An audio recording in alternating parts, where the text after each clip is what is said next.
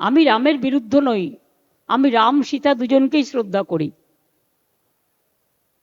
তোমরা সীতা দেবীর নামটা তো একবারও বলো না, তার মানে কি অ্যান্টি উইমেন? আরও অ্যান্টি উইমেন?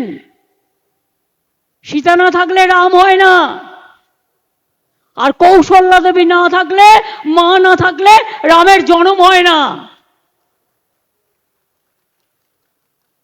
মাই জন্ম দেয়।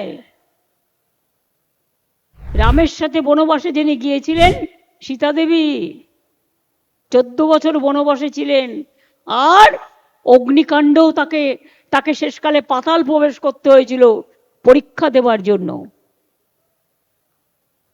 আর আমরা জানি দুর্গা পুজো হচ্ছেন, রামচন্দ্র দুর্গা পুজো করেছিলেন রাবণকে হত্যা করার জন্য। তো আমাদের কাছে মা দুর্গা আমাদের শ্রেষ্ঠ দেবতা।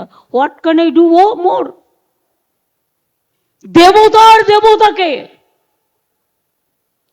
আমরা জানি না কে দেব কে দেবতা।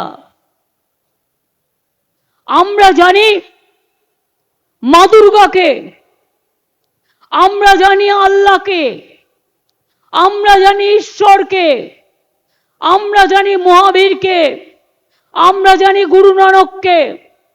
আমরা এরকম ধরনের অনেক মানুষ আছে যাদের সব সময় শ্রদ্ধা করি। তাই বারবার বলে যাই, जंग तो शुरू हुआ, ये जिंदगी का लड़ाई का जंग।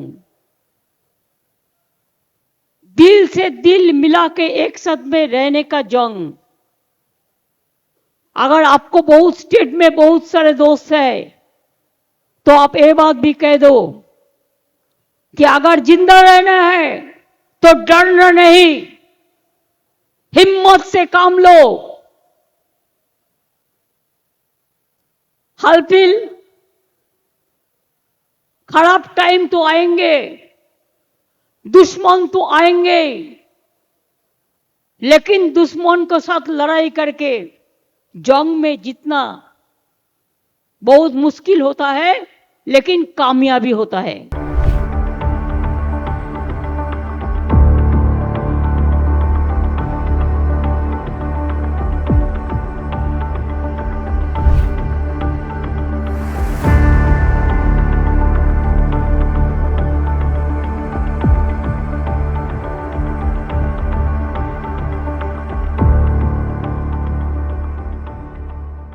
কোথায় ছিল সেদিন যেদিন বাবরি মসজিদ ধ্বংস হয়ে গিয়েছিল, হত্যার তাণ্ডব লীলা চলেছিল, সিপিএম সরকার এখানে ক্ষমতায় ছিল, এখানেও মারা গেছে অনেক লোক, উত্তরপ্রদেশেও মারা গেছে অনেক লোক, মুম্বাইতেও মারা গেছে অনেক লোক, কয়েক হাজার লোক মারা গিয়েছিল। ভুলে গেছে সবাই তাড়াতাড়ি।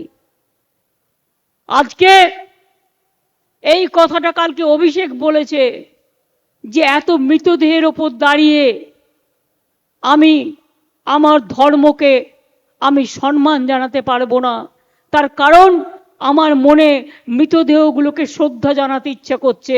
আজকে যে ধর্ম নিয়ে কমিউনাল রাইট হোক না কেন, আমরা তাদের শ্রদ্ধা জানাই, আমরা তাদের শহীদ হিসেবে ঘোষণা করি।